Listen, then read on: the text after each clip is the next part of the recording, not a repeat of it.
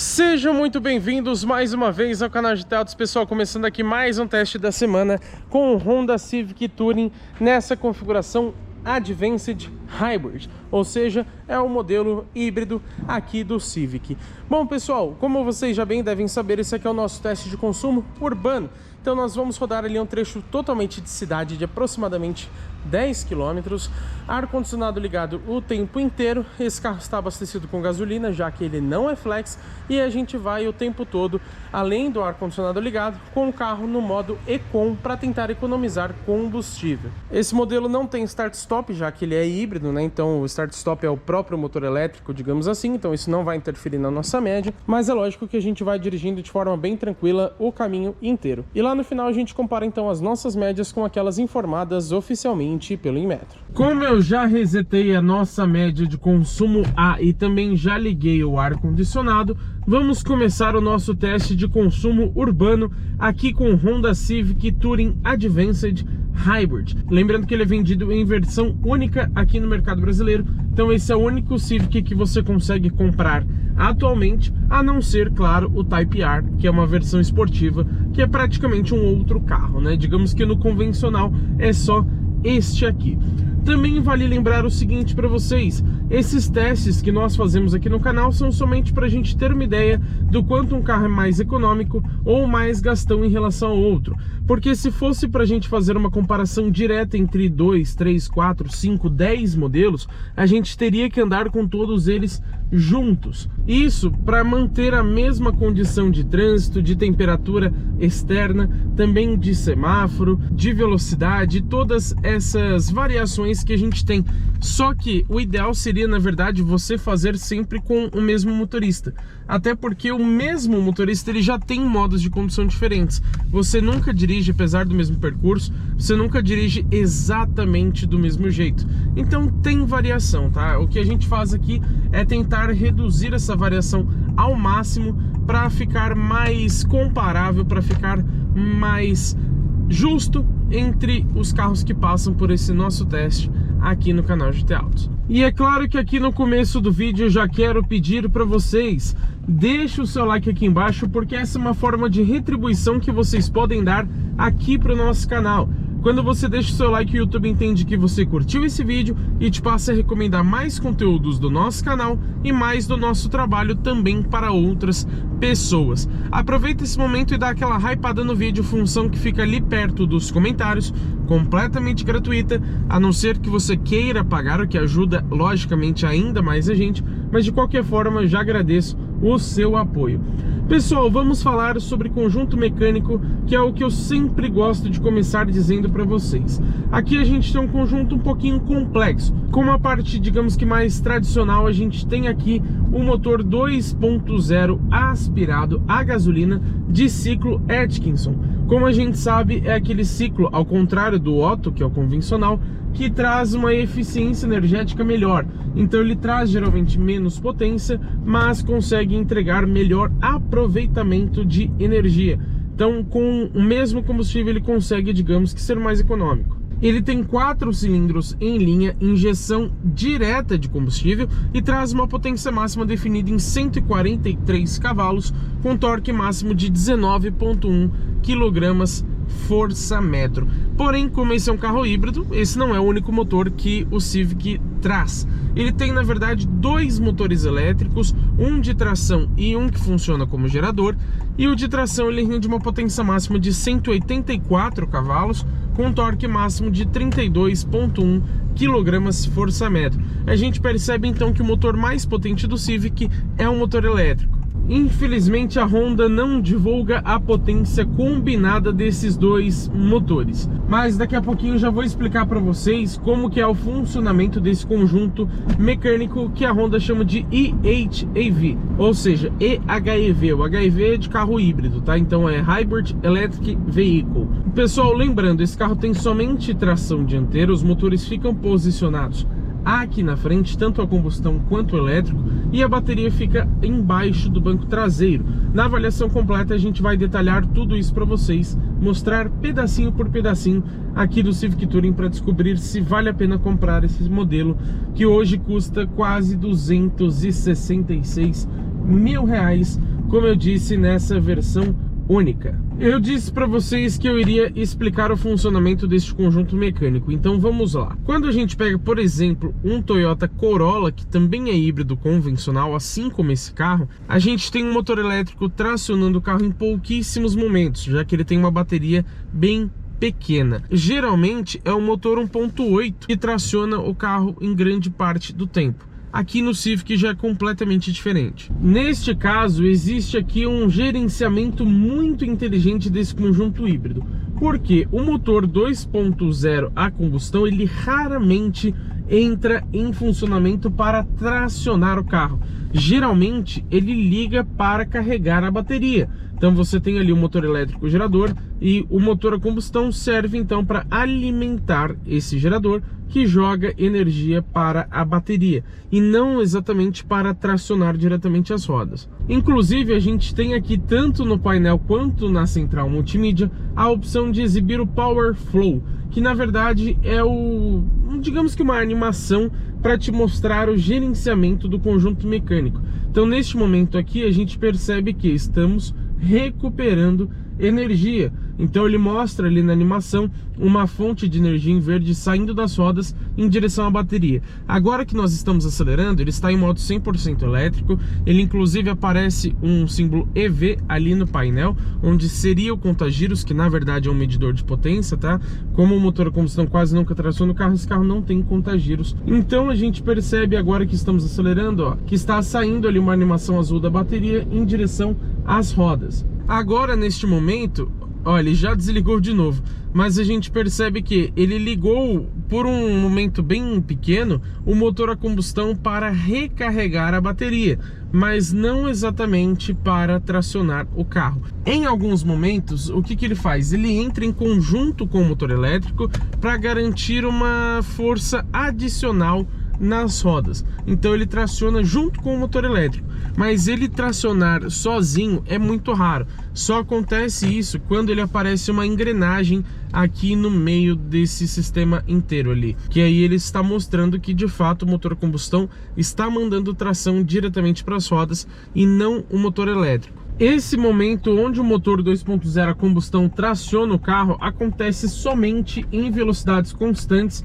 e geralmente consideravelmente mais altas, ou seja, em utilização na estrada. A gente mostrou inclusive no nosso vídeo de viagem alguns momentos em que ele ligou o motor a combustão para tracionar as rodas. Foram raros, mas existem também esses momentos. Aqui na cidade você vai perceber que em praticamente 100% do tempo, eu diria até 100%, você tem um motor a combustão no máximo ligando para carregar a bateria. E pessoal, aqui a gente tem uma transmissão automática, porém de uma única marcha, tá?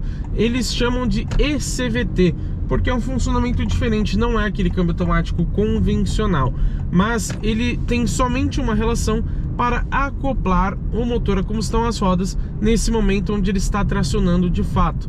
Como a maior parte do tempo você está em modo elétrico, ainda que o motor a combustão esteja ligado para recarregar a bateria, você então tem uma propulsão elétrica, ou seja, ele que está movimentando as rodas, e aí você não tem câmbio, né? Você só tem realmente essa relação para frente e para trás. Agora, se nós estamos falando de um modelo híbrido, claro que a gente não pode deixar de citar a bateria, que é um ponto extremamente importante também. Aqui ela é feita de íons de lítio e ela possui uma capacidade realmente bem pequena, são somente 1,05 kWh. Para vocês terem um efeito de comparação, a gente testou aqui recentemente o BYD Song Pro, que ele tinha 18,3 kWh na bateria. Mas isso, pessoal, porque lá a gente tem um híbrido plug-in. Como aqui é um híbrido convencional, é normal que a bateria seja pequena. E isso tem um ponto positivo também, que não adiciona muito peso ao carro. Infelizmente a Honda ainda não nos confirmou se essa capacidade que eles divulgam de 1,05 kWh, se ela é utilizável ou nominal, porque toda a bateria ela tem uma capacidade total, mas o que você consegue de fato usufruir no dia a dia é um número menor. Agora a parte legal é que você tem ali um medidor do nível de carga da bateria no painel de forma fixa. Então a todo momento você consegue monitorar o quanto de bateria ainda resta aqui no Civic. Nesse momento ali nós estamos com 3 barrinhas somente, ou seja, a bateria está baixa. Agora ele acabou de ligar o motor a combustão, já desligou novamente, mas ele ligou para recarregar a bateria. Então a gente percebe principalmente em descidas, como a bateria é pequena, que se você frear por bastante tempo, você vê bastante o nível de carga da bateria subir. Isso é bem interessante você ter esse monitoramento. Além, claro, daquele Power Flow que eu falei para vocês, que você vê exatamente como está funcionando o conjunto mecânico. E por que eu comentei que ao frear bastante tempo você vê o nível de bateria subindo? Porque, logicamente, todo carro híbrido e elétrico, eles possuem a regeneração de energia, a frenagem regenerativa ou algo nesse sentido. Cada marca chama de um jeito. Como que funciona? Quando você tira o pé do acelerador ou então pisa no pedal do freio, ou seja, nas desacelerações e frenagens, o motor elétrico inverte a sua rotação para transformar a energia cinética, ou seja, de movimento, em energia elétrica. Assim você consegue então recuperar um pouco daquela energia que você havia gastado anteriormente. Por isso que chama frenagem regenerativa. E muita gente pergunta então, por que você não tem uma autonomia, digamos que infinita, já que ele consegue transformar essa energia? Simplesmente por questões de física. Quando você faz essa troca de energia de cinética para elétrica, você perde movimento. Então o carro vai começar a perder velocidade. E é por isso que ele alia o útil ao agradável, fazendo essa frenagem regenerativa justamente quando você pisa no freio ou então tira o pé do acelerador, ou seja, você está desacelerando naturalmente. Como eu comentei com vocês, esse carro tem inclusive um medidor de potência ali do lado esquerdo desse painel de 10.2 polegadas totalmente digital. E ali você percebe que ao frear, ele abaixa a barra, indicando que você está recuperando energia. E você tem pedal shifts nesse volante. Como esse carro não tem marcha, para que serve então pedal shift? Na verdade, é para você controlar a intensidade dessa regeneração. Aqui no modo Econ, que é o modo mais econômico que a gente está usando, se eu descer aqui, ó, reparem, não estou pisando no freio, tá? O carro está perdendo bastante velocidade somente por... Agora eu pisei, tá? Somente por conta dessa regeneração mais alta que eu coloquei através do pedal shift. Agora, curiosamente, se você estiver no modo normal ou no Econ, como nós estamos, este funcionamento do pedal shift vai ficar momentâneo. Então nesse momento, por exemplo, ele já voltou para o nível normal de regeneração. Agora, se eu colocar no modo Sport, ele vai ficar fixo. Então vamos supor que eu programei aqui um nível mais baixo, ó. Reparem que ele está perdendo bastante velocidade e ele vai ficar assim até eu aumentar ou segurar este botão do mais para desligar essa função. Legal que ele te mostra ali do lado da posição D do câmbio, aqui no painel, logicamente, as setinhas para indicar o quanto de regeneração você escolheu. Então, se você estiver descendo uma serra, por exemplo, você pode jogar para o modo Sport e ir controlando somente por aqui, para não ter que ficar pisando no freio. É como se fosse um freio motor, né? Agora, se você pisar no freio, ele vai fazer o mesmo efeito, tá? Você consegue ver ele abaixar ali normalmente, não tem diferença, a barra indicando a regeneração de energia. Então é só para funcionar como se fosse um freio motor mesmo. Agora, pessoal, a gente já está chegando próximo do final do nosso trajeto e eu ainda não falei de um ponto bem importante desse carro, que é o peso. Aqui são somente 1.449 quilos. E para um sedã médio, ainda mais um híbrido, a gente tem um carro bem leve. Lógico, ele é ligeiramente mais pesado que alguns outros modelos, mas como eu disse, ele é híbrido. Então eu achei um peso bem interessante para o porte e também para a motorização aqui do Honda Civic Touring. A GoPro, como sempre, superaqueceu, né? E isso que nem tá um dia tão quente aqui, mas estamos já no final do nosso percurso. Então vamos somente estacionar ali no nosso ponto de sempre para conferir então como que ficou a média aqui do Honda Civic Touring. Vamos parar aqui com cuidado para não ralar essas belíssimas rodas. Aqui está bom. Vamos desligar o carro e agora nada mais interfere na nossa média. Vamos lá conferir como que ficou o resultado? Vamos lá então ao nosso resultado. Temos que ligar aqui 2 vezes no botão de partida, ele faz essa varredura do painel inclusive. E aqui a gente pode notar que rodamos 10,2 km em 27 minutos, um pouco a mais do que geralmente a gente costuma fazer nesse percurso, ou seja, pegamos um pouco mais de semáforo, não exatamente de trânsito, mas todos os semáforos fechados, ou quase todos eles. Média de velocidade de 22 km por hora, geralmente a gente faz 25, então também foi um pouco abaixo. E a média de consumo de 16,4 km por litro.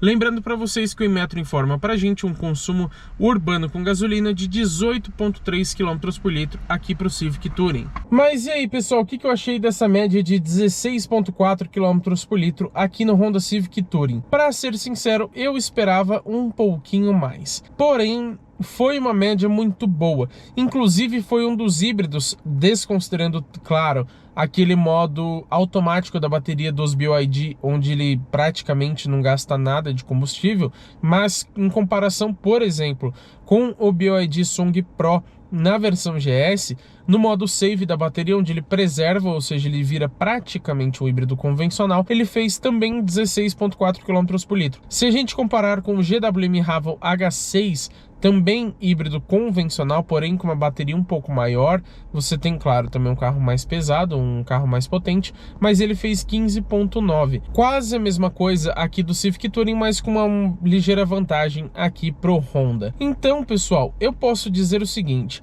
na cidade eu geralmente faço médias bem melhores do que essa. Acontece que a gente pegou bastante semáforos hoje, então logicamente você diminui a velocidade média, e o nosso trajeto, apesar de ter algumas descidas, ele também tem bastante subidas, então ele não é o mais favorável possível. Quando você pega um trecho de cidade onde você tem um pouco mais de descidas, esse carro é muito econômico. Ele chega a fazer 25, 20 km por litro, às vezes até 30 km por litro. Então, acho que poderia ser melhor sim, mas dá para entender. Para um carro desse porte, com essa potência, esse peso e tudo mais, acima de 16 km por litro já é uma média excelente. Lembrando, não é um híbrido plug-in, nem um elétrico, ele é um híbrido convencional com uma bateria pequena. Então, apesar de poder ser um pouquinho melhor, eu gostei bastante aqui desse consumo do Honda Civic Touring. Mas agora que vocês já sabem a minha opinião, também quero saber a de vocês. Então comenta aqui embaixo o que você achou desse consumo, o que você acha de modo geral do Honda Civic Touring. Você pagaria quase 266 mil reais neste carro? Bom, pessoal, também se inscreva e ative as notificações, porque teremos muito conteúdo legal com este carro e também com todos os outros que passam pelo teste de uma semana aqui no canal GT Autos.